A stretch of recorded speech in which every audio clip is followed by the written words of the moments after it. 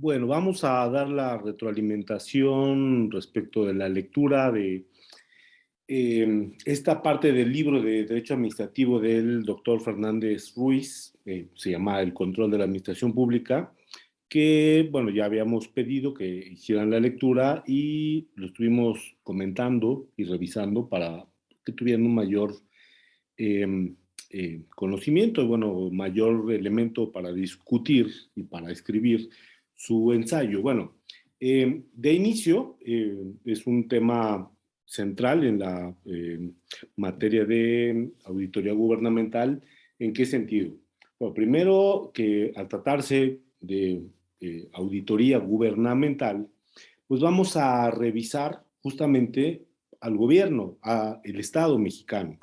Entonces, a esto es a lo que llaman administración pública, porque son instituciones consideradas en la Constitución Política de los Estados Unidos mexicanos que tienen sus propias reglas de actuación, que tienen sus propias normas, en donde les dicen qué hacer y qué no hacer, es decir, se le están fijando límites. Entonces, yo les había explicado durante las clases que tenemos algunos controles que se establecen justamente para poner límites, para marcar algún tipo de corte, de decir, yo puedo llegar hasta esta línea y a partir de aquí ya le corresponde realizar la función pública a alguien más.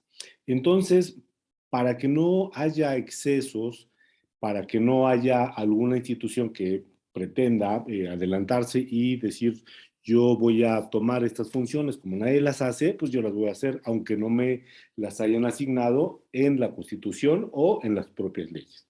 Y de eso se trata esta lectura, del poder explicar que tiene que ver con la división de poderes. Y viene en la lectura, en la parte media, viene una explicación de la división de poderes. Si bien no hemos tenido una formación lo suficientemente sólida desde las primarias, secundarias, al confundirnos con que hay diferentes poderes, el poder reside esencialmente, fundamentalmente, en el pueblo, ¿no? Porque el pueblo es el que puede disponer su manera de gobernar. Entonces, al tener ese poder, bueno, pues es un poder único, ¿no? Entonces, por eso es que la propia Constitución señala que la soberanía reside esencialmente en el pueblo y que en cualquier momento podemos cambiar nuestra forma de gobierno cuando el pueblo lo decida, pero entonces ya nos metemos a otra discusión que no es justamente materia de esta asignatura. Pero lo señalo porque para el ejercicio del poder, para poder realizar las cosas que sí se mandatan, hay que distribuir funciones. Esa distribución de funciones están ahí sí en los tres poderes que nos, y menciono poderes entrecomillado, porque son los que nos han enseñado desde la educación básica, ¿no? El poder ejecutivo, legislativo y judicial, que en teoría son los que tienen que hacer las tareas para brindarnos protección en sentido general a la población. Pero hay otras funciones que ya explicamos que hacen ahora los órganos constitucionales autónomos para que el propio poder político no tenga vicios, desviaciones. En uno de los trabajos de ustedes lo mencionan como desviaciones. Yo me quisiera referir a esas desviaciones básicamente como las plantean en la estadística.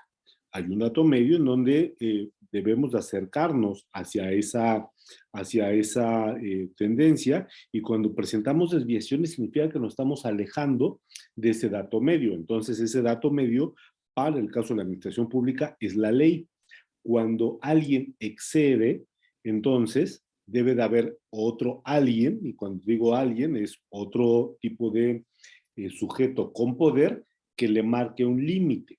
Por ejemplo, los que explicábamos en clases eran algunos en materia de derechos humanos, el ombudsman, ahora llamado ombudsperson, lo que hace es Si hay una persona que es detenida y que aún no es presentada por la autoridad frente a un juez que conozca de su causa, por lo que se le va a señalar, la propia Constitución nos dice que no deberá de exceder las 72 horas a partir de que se le ha detenido y que se le deberá de presentar con un juez y decirle a esta persona la acusamos de esto y aquello.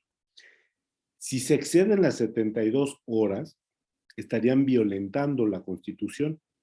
Y hay un órgano que es el que hace eso, un órgano del Estado que le dice, ¿sabes qué?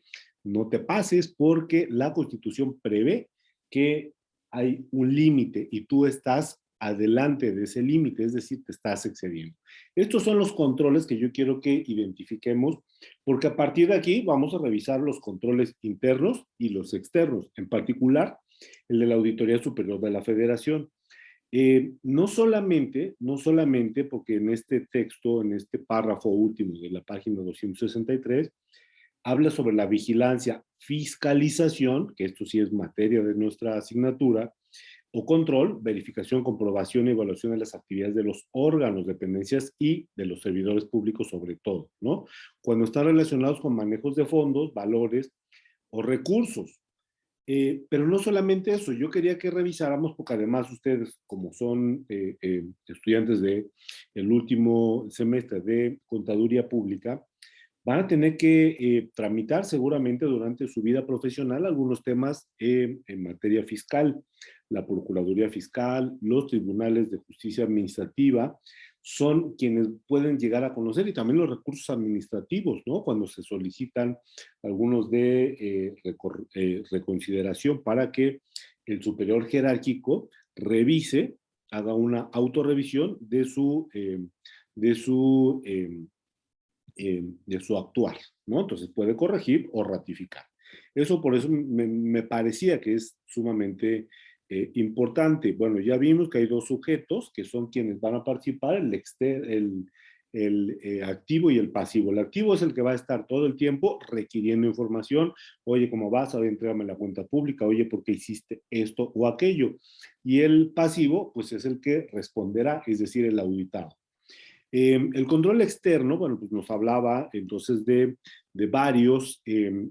varias personas, entre comillados, varias personas del poder público, como es el legislativo, que tiene entre sus tareas el poder aprobar los ingresos y los egresos. Pero no solamente decirle te toca tanto, sino además le dicen te toca tanto dinero para que realices estas actividades. Al final, lo que van a hacer es entregar un reporte, digamos, de gastos. Este reporte de gastos se llama cuenta pública y eso es lo que la Auditoría Superior de la Federación va a fiscalizar. La Auditoría Superior de la Federación depende del órgano legislativo. Hubo alguna confusión por allí, ya lo vamos a aclarar en el próximo tema que vamos a abordar, donde parece que la Auditoría Superior de la Federación audita a la Cámara de Diputados. Sí, sí la audita, pero no es únicamente esto. Más bien, me gustaría que lo comprendiéramos que la Auditoría Superior de la Federación es un órgano que depende del legislativo y que tiene entre sus funciones examinar la cuenta pública. Y en la cuenta pública viene la información de toda la federación. O sea, la federación, estamos hablando del ejecutivo, del legislativo, del judicial, de los órganos constitucionales autónomos. Entonces, la ASF va a revisar todo el recurso federal que se encuentra señalado en la ley de ingresos de la federación y en el presupuesto de egresos de la federación. El ombudsman, bueno, ya lo señalaba, que pretende, es una institución de origen europeo que pretende poner límites, observar y poner límites en materia de derechos humanos en cuanto al actuar del poder público. Ya lo señalaba, cuando una persona, por ejemplo, es detenida y que se le va a acusar de algún delito, por ejemplo, y que no se le ha dado conocimiento a el órgano jurisdiccional. Bueno, sobre los órganos jurisdiccionales, ¿quiénes son los órganos jurisdiccionales? Bueno, pues son básicamente, cuando hablamos de jurisdicción, es alguien que tiene competencia, por competencia entendamos facultades, de revisar y de dirimir controversias. ¿A qué nos referimos con estas controversias? Pues las autoridades que pueden revisar esto son los de impartición y administración de la justicia, o sea, los juzgados, las salas de magistraturas y las salas también de la Suprema Corte de Justicia. Entonces, este control externo que tienen los órganos jurisdiccionales son en particular uno que es relevantísimo, el control de constitucionalidad. ¿Qué es esto? Yo les había mencionado que la Constitución, para quienes sean fieles creyentes de alguna religión, bueno, así como hay algún texto sagrado, el que no se le puede contradecir ni cuestionar, en materia jurídica, la Constitución es lo que nos determina, es esa norma fundante y no puede haber alguna ley que vaya en contra de la Constitución. ¿Quiénes hacen las leyes? Los legisladores. Entonces, sí ha habido casos en donde se aprueban leyes y que posteriormente alguien se da cuenta, alguien dentro del Estado, y dicen, ¿sabes qué? Esta ley contraviene o contradice una norma superior que es la Constitución. Se somete a revisión en la Suprema Corte de Justicia y esa institución es un órgano revisor de la constitucionalidad. Entonces, ese es el control de la constitucionalidad que ejerce algún órgano del Estado en contra de alguna norma que contradiga a la Constitución.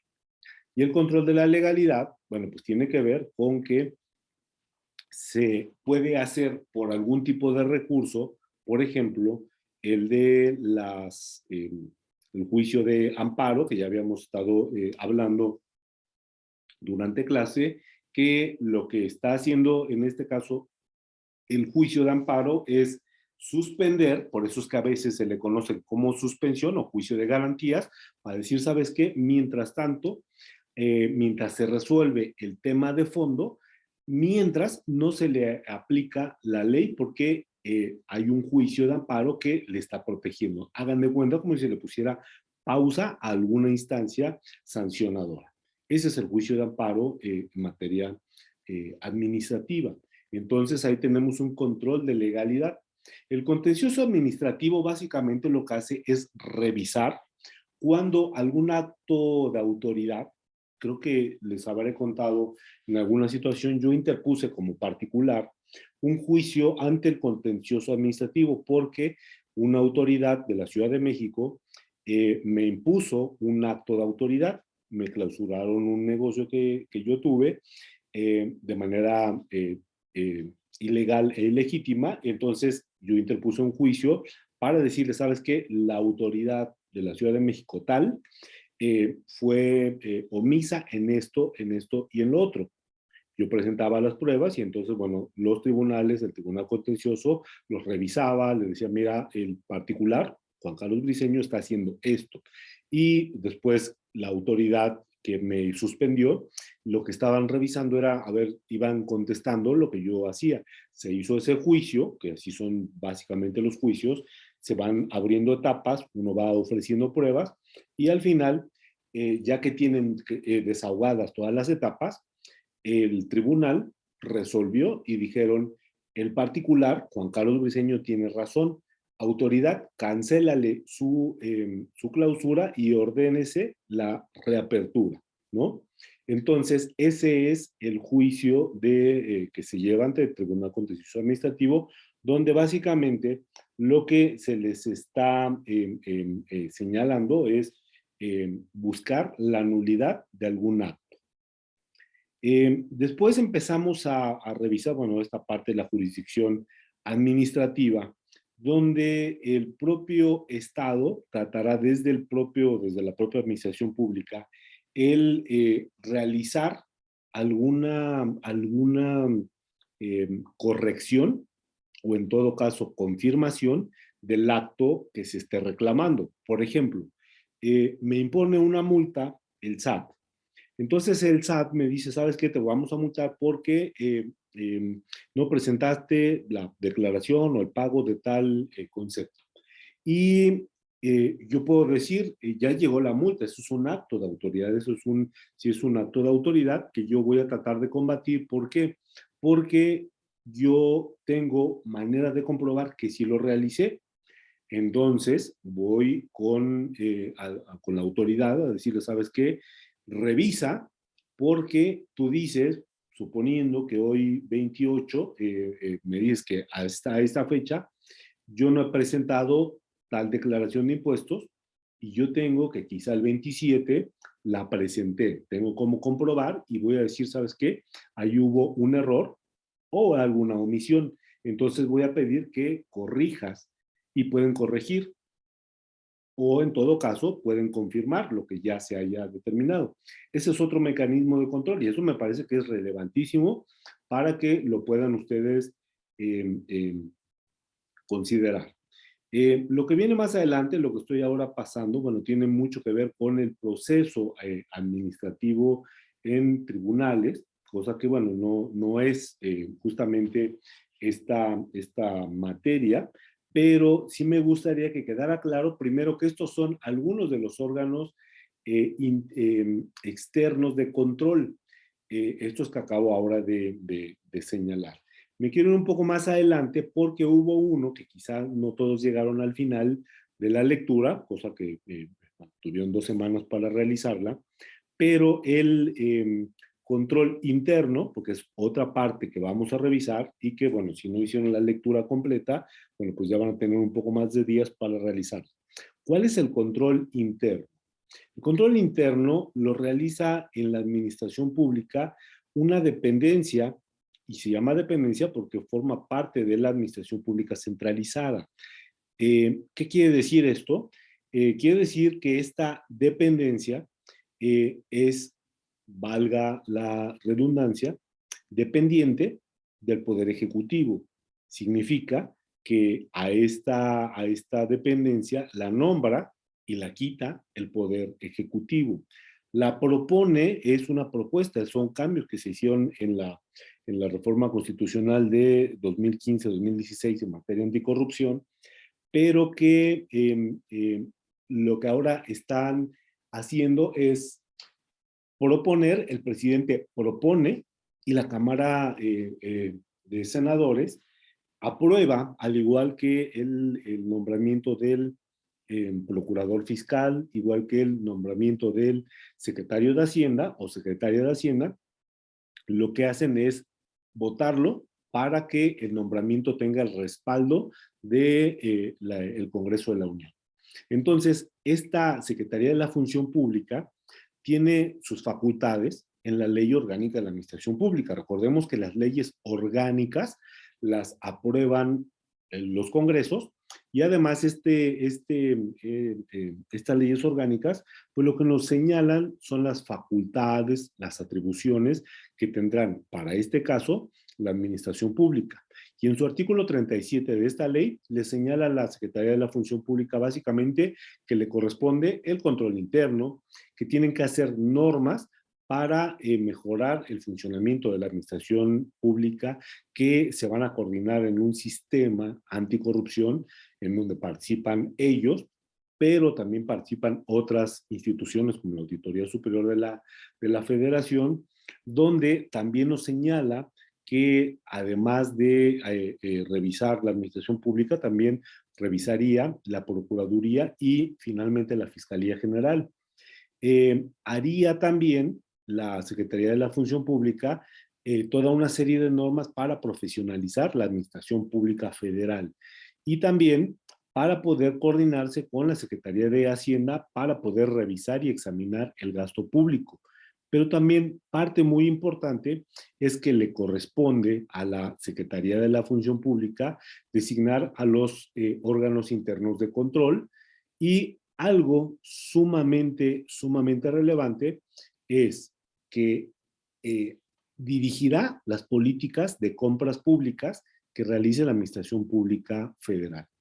Con esto trato de decir que les corresponde unas tareas sumamente relevantes, porque estas tareas de la Secretaría de la Función Pública van a guiar y a orientar la forma en que la administración pública vaya a comprar bienes o servicios eh, para el ejercicio de sus funciones. Bueno, espero que con esta, intentaba que fuera breve, explicación, pueda quedar como retroalimentación.